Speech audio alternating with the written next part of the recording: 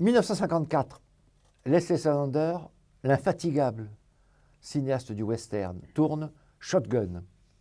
Alors Shotgun, je crois que pour notre DVD, nous l'avons appelé Shotgun. Le titre français, c'est Amour, fleur sauvage. C'est d'ailleurs un titre magnifique. Parce que, alors aujourd'hui, en effet, il peut paraître un peu désuet, un peu curieux, donc il faut peut-être mieux revenir à la vérité, c'est-à-dire au shotgun, qui joue un rôle très important dans le film. Mais c'est tout à fait curieux de se dire que quand le film sort en France, ce film qui est tout de même une histoire d'hommes méchants, d'hommes armés, du shotgun, c'est autre chose que le Colt, le shotgun, c'est vraiment un truc, ça vous déchire en deux. Et bien, au lieu de trouver un titre un peu ronflant, etc., on l'appelle Amour, fleur sauvage. Alors, je ne peux pas dire que ça pourrait être le cas d'un film de Douglas Sirk, mais ça pourrait être le cas d'une comédie pétillante se passant dans le Wisconsin ou au début de l'automne avec des jolies feuilles. Eh bien, pas du tout, c'est Amour, fleur sauvage, c'est donc Shotgun de Leslie Salander. Alors, Leslie Salander, pas dire que c'est un cinéaste nécessairement à redécouvrir, parce que c'est une telle carrière.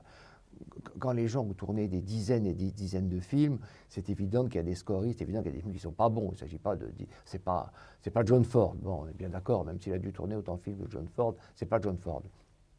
Il y a en revanche chez lui des œuvres tout à fait intéressantes. Quand il a tourné notamment pour l'Universal The Raiders, avec Richard Cote et Vivek Force, c'est un film très intéressant. Et puis il y a cette série de films, je l'ai dit une autre fois, qui portent des noms de forts, puisque ça semblait être, je ne sais pas s'il pensait que ça lui porterait chance, d'avoir à la fois For Utah, For Osage, For Yuma, tous ces films, donc c'était lui qui les réalisait. Parallèlement, il a tourné des films, des petits films noirs. Il a tourné, alors là, on revient naturellement au western. Il a tourné La Furieuse Chevauchée avec Randolph Scott. Il a tourné The Lone Ranger, vieille tradition westernienne. Il a tourné Housemaid avec Sterling Hayden, qui est le héros justement de Shotgun.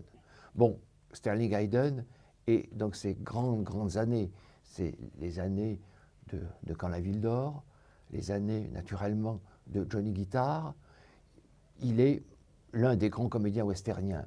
On y pense moins qu'aux autres. On pense d'abord à Gary Cooper, peut-être plus à James Stewart ou à John Wayne, mais quand on voit arriver d'un coup Sterling Hayden, c'est d'abord cette stature, cette démarche étonnante, on comprend qu'on a affaire à un très grand comédien dont la carrière d'ailleurs s'est poursuivie pendant des années, tournant en France, vivant en France pendant quelques années. C'est un très grand comédien. Et là, on s'en rend compte.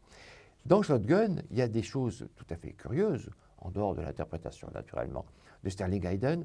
C'est à la fin, ce duel, qui d'ailleurs ne se termine pas totalement, comme vous l'avez vu si vous avez vu le film, au shotgun. D'habitude, les duels, ils ont lieu au Colt, très rarement au fusil, parce que comme les duels, on n'est tout de même pas très loin dans des duels, on peut tirer au revolver, on ne peut pas tirer à la Winchester.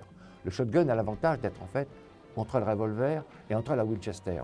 C'est quelque chose qu'on manœuvre de près, parce que la déflagration du shotgun est redoutable, donc on ne peut pas tirer très justement, avec beaucoup d'exactitude, très loin.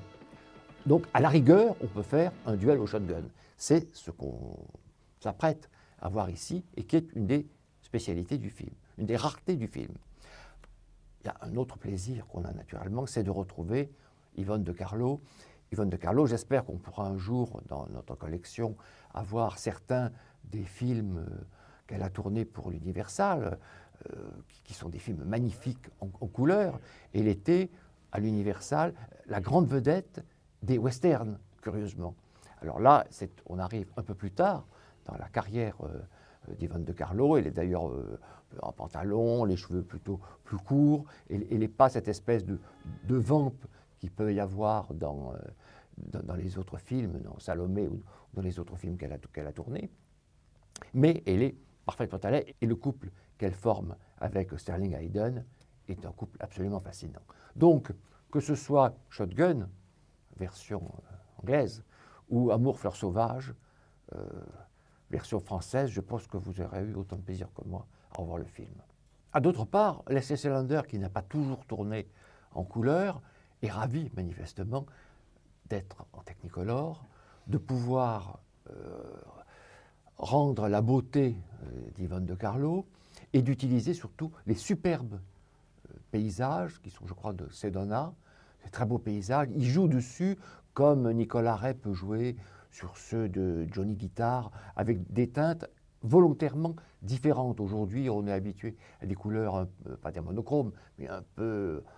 On n'a plus le grand Technicolor rutilant, resplendissant de l'époque. Là, au contraire, Selander est tout à fait content, de même qu'il est d'ailleurs content de diriger deux des grands méchants de l'histoire du cinéma et du western, c'est-à-dire il y a Zachary Scott, on verra notamment dans Bonito Caballero, et il y a Robert G. Wilk, qui est toujours un des méchants. Quand vous le voyez apparaître, dès dans un générique, vous voyez Robert G. Wilk, vous pouvez savoir qu'il y a quelqu'un qui a une sale tête et c'est lui.